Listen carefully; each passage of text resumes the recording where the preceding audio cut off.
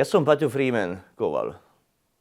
Som kňaz, ktorý taký vlastne freestylista, ktorý vlastne teraz žije na periférii a chodím práve medzi tých ľudí, tie komunity, ktoré sú tak na periférii vylúčené. Čiže od bezďákov väčšinou, alebo sú tam aj niečo s drogou a tak.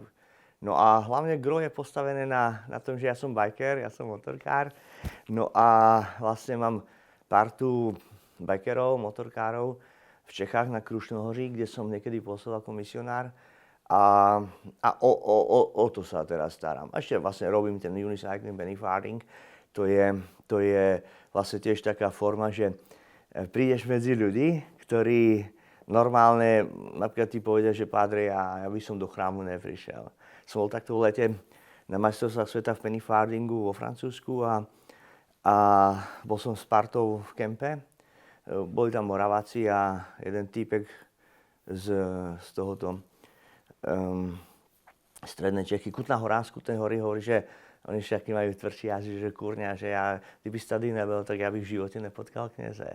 Ale vieš, čo je zaujímavé, že oni, vieš, ja to nikomu nehovorím, ja chodím civil oblečený, ale oni už keď potom zistia, toto tam je, vieš, že oni sa potom pýtajú, že či aj tí bikeri, vieš, to sú fakticky všetci rockery, alebo aj ten metal, niečo tvrdšie, ale že oni sa začnú pýtať na otázky života a problémy hlavné, ktoré majú, že ako by si riešil. Vieš, ja som tieto veci vždy stával na ľudskosti a cez ľudskosť sa dokážeš, vieš, že Hospodin si vie urobiť cestu aj takto. No a vlastne, keď sme natáčali ten dokument, tak to bolo vlastne v čase, keď zomrel Ozzy Osbourne a ja som vedel, že oni majú radi Ozzyho, tak som slúžil omšu za Ozzyho Osbourne. A vieš, motorkári pred tebou. A to bolo akože úplne cool a taký respekt. A potom, keď som sa vrátil, že ja mám také teraz trošku aj pesničky formu, no a tak je taká pesnička, že Pútnik progresívnej viery, mapuje to, ako som išiel na unicyclingu z Porta do Santiaga na tej púti. A keď som sa vrátil, tak oni je to taká trošku v tej mojej bubline taká hitovka z tých piesničiek, najviac sa počúva.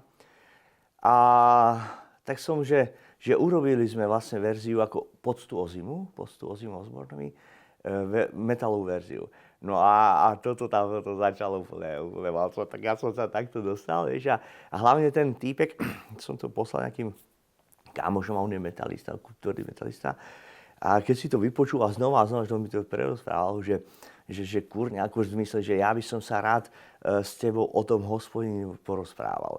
Že, vieš, lebo ja tam hovorím, že čo to Hospodin so mnou urobil a tak. Tak sme sa stretli, on sa volá Tony, no a úplne akože totálna pecka. Vieš, nič, akože taká light version, ani ja nerobím nejakého zelotu alebo nejaké misie, ale tam ja som sa takto vlastne, dobre, aký nejaký úplný tvrdý metal, to ako som ani nepočúval nikdy, ale toho Ozzyho áno. No a cez toho Ozzyho a tú pesničku, čo sme vydali, takto sa dokázal na tých metalistov napojiť. Vieš čo, ja nejako nie som vyhranený. Ja počúvam, si poviem otvorene, počúvam všetko, čo príde. A už potom, keď sa mi páči, idem ďalej, hej, otváram ďalšie dvere. Ale nemám nejako, ja nie som vyhranený v štýloch. Počúvam všetko, čo príde. Nie som odborník, vieš. Ja sa snažím, vieš, to, čo zažívam, tak posúvať ďalej. A keď to niekto, alebo sú takí ľudia, vieš, ktorý to môže osloviť, alebo hlavne skúsenosť. Ja teraz všetko stávam na tom Hospodinovi a vydávaní svedectva o ňom. A to mnohých sú ľudia, ktorí sú potom hladní, vieš. A hlavne ľudia, ktorí majú problémy s tou hierarchiou, štruktúrou, s tým chrámom. Oni do chrámu neprídu, ale ja idem medzi nich. A strašne veľa ich je. Vieš, ja nie som mesiáš, ani mediátor, ja ich nezachránim. Ale vieš, to môže Hospodin si potom, Hospodin si vždy ide svoje.